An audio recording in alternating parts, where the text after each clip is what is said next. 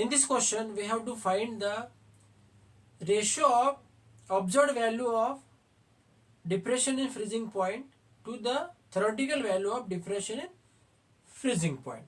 Observed value divided by theoretical value. We have to find what is data is given in this problem. Data is given only alpha. That is means degree of dissociation is given, that is 0.5. Molecular formula of the compound is given, that is MX2. So now first let's write the formula for the observed value of diffraction in freezing point. So observed value of diffraction in freezing point, that is delta TF, we have to say it is observed. In observed value of depression in freezing point, we have to always use Van factor. That is Van factor into cryoscopic constant. Kf is nothing but a cryoscopic constant into molality. This will become a observed value of diffraction in freezing point. Now how to calculate the theoretical, or how to write the formula for theoretical value of the depression in freezing point? That will be theoretical delta TF theoretical. Okay. In theoretical, you don't have to write the Van factor. You have to write only cryoscopic constant into molality. Now see this Kf into M. This Kf into M is nothing but a theoretical value of diffraction in freezing point. Now you can put this value here.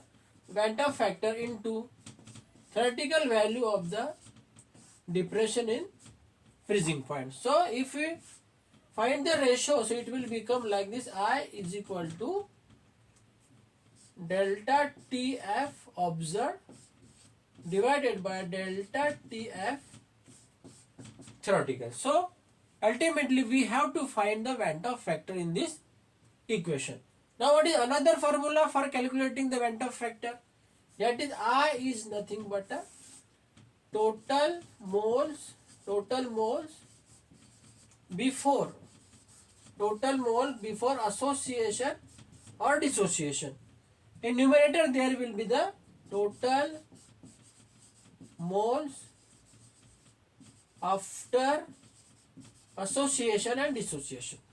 Means total mole after association or dissociation divided by initial number of moles is nothing but a Van factor. If you know the relation between this dissociation constant and Van factor, then you can easily find the value of Van factor. Now molecular formula is given, that MX2. Now the molecular formula of the compound is given, that is MX2. This is MX2. Okay. It is dissociating as M2 positive plus X negative. To balance this equation, we have to write 2 here as a coefficient. Okay. Now initially let number of moles of this MX2 is equal to 1. Okay. So initial number of moles of M2 positive will be 0. X negative will be 0.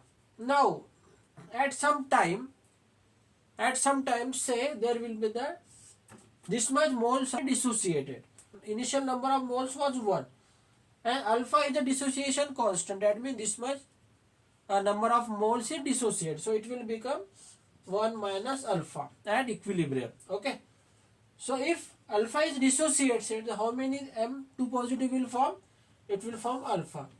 And how many X negative will form? It will form 2 alpha. Okay. Because 1 mole gives 2 X negative. So now at equilibrium there will be 1 minus alpha mole of MX2, alpha mole of M2 positive and 2 alpha mole of 2X negative. Clear?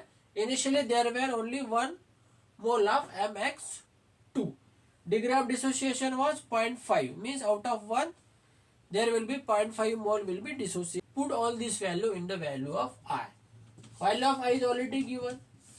So total number of moles before association or dissociation, that is nothing but equal to 1. Because initially we have taken only 1 mole of the MX2. So it will become 1 here. Now total number of moles after association or dissociation. Now you have to find total number of moles after, here is a dissociation. So at equilibrium there will be the 1 minus alpha moles of this MX2 plus M2 positive will be alpha plus X negative will be 2 alpha. Okay. So 1 minus alpha plus 2 alpha. So alpha will be get cancelled. It will become 1 minus 1 plus 2 alpha. So here will be 1 plus 2 alpha. Total number of moles after association or dissociation will be 1 plus 2 alpha. Now this is a relation between Van der factor and alpha. Now the value of alpha is already given. What is value of alpha is 0.5. So we have to put here value I is equal to 1 plus 2 into 0.5 means 1 by 2. Okay. So 1 plus 2 will get cancelled. It will become 1. So 1 plus 1 is equal to 2. So I is nothing but a 2. So what is I? Is a Van der factor. What is Van der factor? I is nothing but is the ratio. It is the ratio of observed value of diffraction in freezing point to the theoretical value of diffraction in freezing point. So this is our solution. If you want to watch more such video, then hit that subscribe button. Thank you for watching, my friends.